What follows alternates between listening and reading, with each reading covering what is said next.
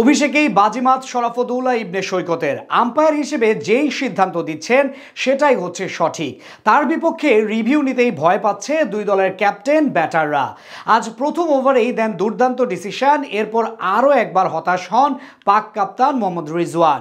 Champions ট্রফির উদ্বোধনী ম্যাচে সৈকতের এমন সাহসী আম্পায়ারিং নিয়ে বাকিটা জানবো রিপোর্টে।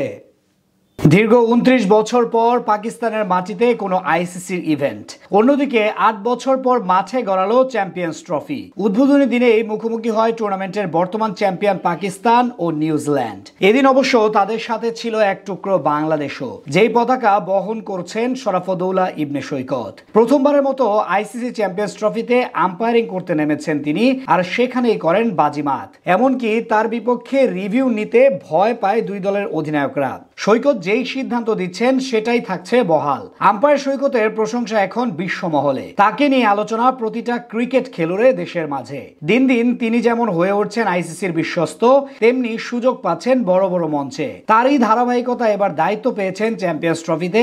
সেখানে আজ প্রথম দিন দেখান নিজের সাহসিকতা, বুঝিয়ে দেন আম্পায়ার হিসেবে নিজের দূরদর্শিতা। টুর্নামেন্টের প্রথম ম্যাচে আজ স্বাগতিক পাকিস্তানের বিপক্ষে টস হেরে প্রথমে ব্যাটিং করতে নামে নিউজিল্যান্ড। ইনিংসের শুরু থেকেই পাকিস্তানি বোলারদের নিয়ন্ত্রিত বোলিংয়ে কোণঠাসা হয়ে পড়ে ব্ল্যাক ক্যাপসরা। তবে ম্যাচের প্রথম ওভারেই সিদ্ধান্ত দেওয়ার দায়িত্ব এসে পড়ে শরাফুদ্দৌলার কাঁধে। শাহিন শাহ আফ্রিদির গুড লেংথে পিচ করা ডেলিভারিতে বলের লাইন মিস করেন ডেভন কনওয়ে। বল গিয়ে আঘাত হানে ব্যাটারের পায়ে। সাথে সাথে জোরালো আবেদন করে পাকিস্তানের ফিল্ডাররা, কিন্তু বিপরীত পার্শ্বে দাঁড়িয়ে আবেদন খারিজ করে দেন বাংলাদেশি আম্পায়ার শরাফুদ্দৌলা ইবনে সৈকত। এরপর সব ফিল্ডাররা একসাথে জড়ো হয়ে কিছুক্ষণ পরামর্শ করলেও আম্পায়ারের সিদ্ধান্তকে চ্যালেঞ্জ জানানোর মতো সাহসিকতা দেখাতে পারেননি। অর্থাৎ সৈকত যেই ডিসিশন দিয়েছেন সেটাই বহাল থাকে।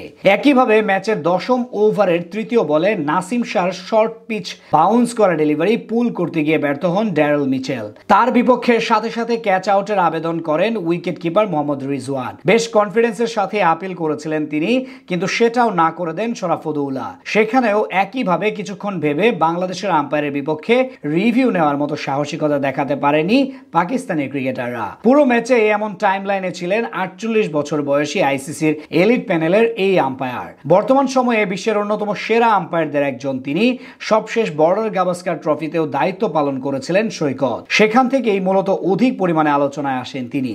এছাড়া গেল ওয়ানডে ও টি-20 বিশ্বকাপেও সাহসিকতা ও সফলতার সঙ্গে দায়িত্ব পালন করেছিলেন। সব মিলিয়ে দিন দিন যেন আরো বেশি সূক্ষ্ম হয়ে উঠছেন শরাফুদ্দৌলা, যেটা অবশ্য একটা গর্ব করার মতো চিত্র টাইগার ক্রিকেট প্রেমীদের জন্য। এবারের চ্যাম্পিয়ন্স ট্রফিতে এই ম্যাচ বাদেও আরো ৩টি ম্যাচে বিভিন্ন দায়িত্ব পালন করবেন তিনি।